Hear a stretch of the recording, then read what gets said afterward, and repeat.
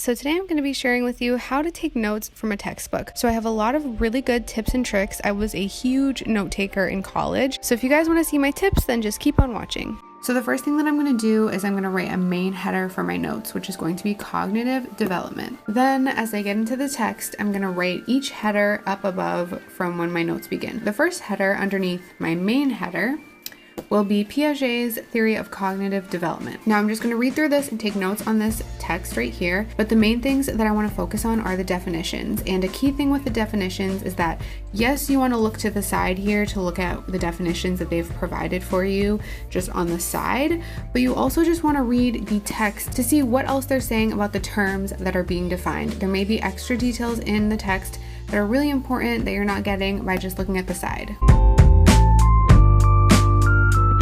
Whenever you're taking notes, whatever you're taking notes for or from, always write the date because it's going to make things so much easier when you're preparing for midterm and final exams. You're going to know what you studied when, and it's just going to be easier to prepare for those exams.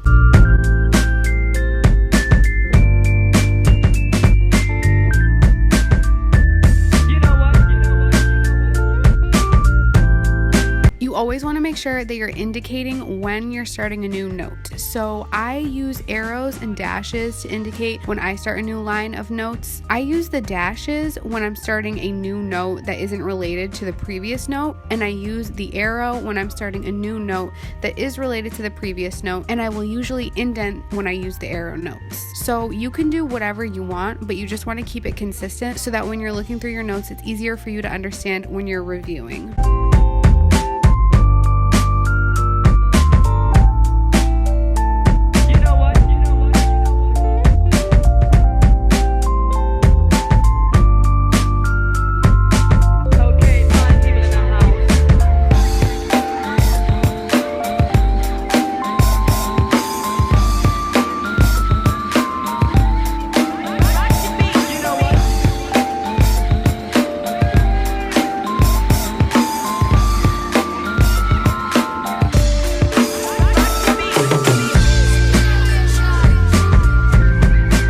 Using highlighters is super important when you're taking notes from a textbook. So I usually like to use just 2 highlighters, but sometimes I'll bring in 3 or 4 highlighters depending on the complexity of what I'm learning. So when I'm taking notes, I like to have designated types of information in which I use certain highlighters. So for this example, I'm using the pink highlighter for the main headers of each section, and then I'm using the yellow highlighter for definitions and any information that I think is super important that is within the header.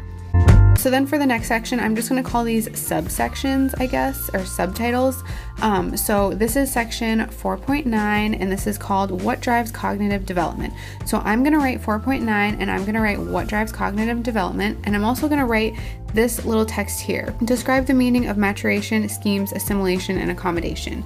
And the reason why I'm going to write this is just because this is going to give me a really quick glance at what I'm about to read, and as I am reviewing my notes when I'm looking back, it's going to make things a lot easier for me when I review and study for exams. And then I'm just going to go through the text, take notes on things that I think are super important, but mainly focus on what is stated here. So I'm mainly going to focus on maturation, schemes, assimilation, and accommodation. So here we have maturation, we have schemes, assimilation, accommodation, and as you guys will see, there's other information to supplement the definitions, so I will try to focus on those things.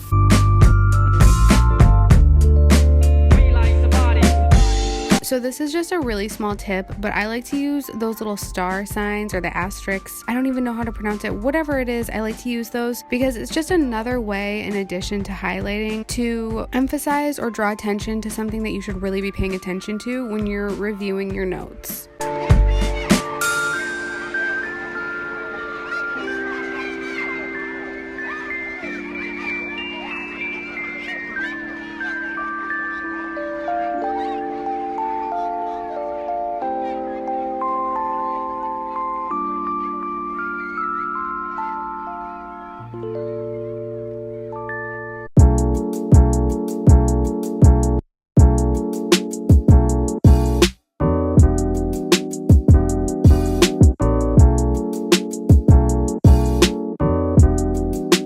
So this is just another small tip, but I really like to use the abbreviated version of continued, which is CONT period, at the top of the page if I'm continuing notes from the previous page. So in this example, I have taken notes on schemes on the previous page, and then because the page ran out of space, I had to go to the back of the page, and then I continued to write notes on schemes. So just to keep the flow of the notes going and to keep it easy to understand and read through, I just wrote schemes continued before I started to continue writing notes on schemes.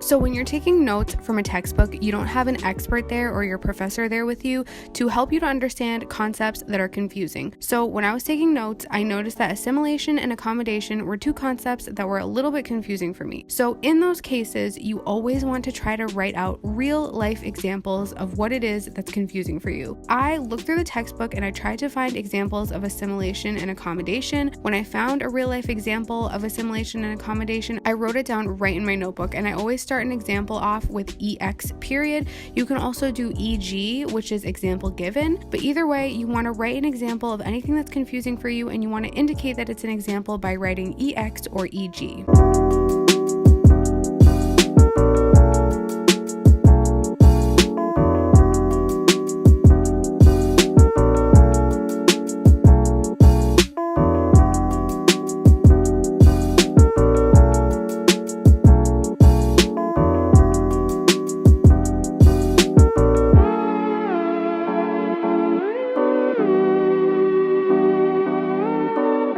So a really big tip for you guys is to not write word for word what is written in the textbook. I am someone that needs every single detail in order to understand a concept, so I try to write as much information as I can while also being concise and as short as possible. I feel like the more concise your notes are, the easier it is for you to understand what you're taking notes on. But another really big tip that I have for you guys is to abbreviate everything that you can. So as you guys have probably noticed, I've been writing Piaget's name as JP. I've been writing cognitive development as cog period dev period, and I do that so that my notes are more concise, so that I can write faster, and so that my notes are not too wordy, because that can be overwhelming, and when things are too wordy, then you're not going to be able to retain anything because there's just going to be too much information. It's going to be like looking at the textbook when you're really looking at your notes. So here on the screen I have a list of common phrases and words that I abbreviate with certain symbols. I always abbreviate things whenever taking notes. It's just really important, as I've been explaining, to keep your notes concise.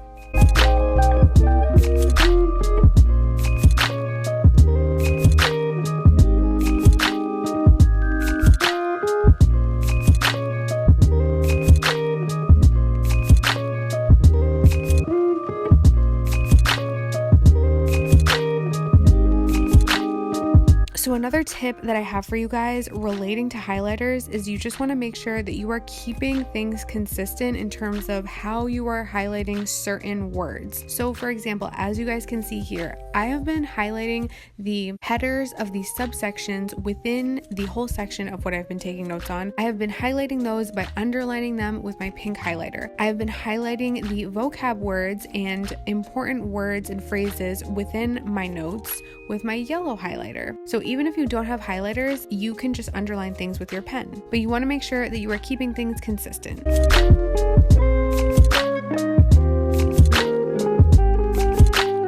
And then finally at the end, there are going to be little sections like this. Think culturally, what have you learned, and just things like that. I completely ignore these things because although this is interesting and it's good information to help support what you're learning, it's not really that important, and I usually was never tested on stuff like this. Also, this is good, but you don't know if your professor is really going to focus on what they're asking, so I just don't even pay attention to this. I pay attention to the text right here and any diagrams that come along, like this diagram, or anything like that. But I don't pay attention to watch the video object permanence at my development lab, whatever. I don't pay attention to that. So this has been how to take notes from a textbook. Thank you guys so much for watching this video. I love all of you, and I will talk to you guys next time.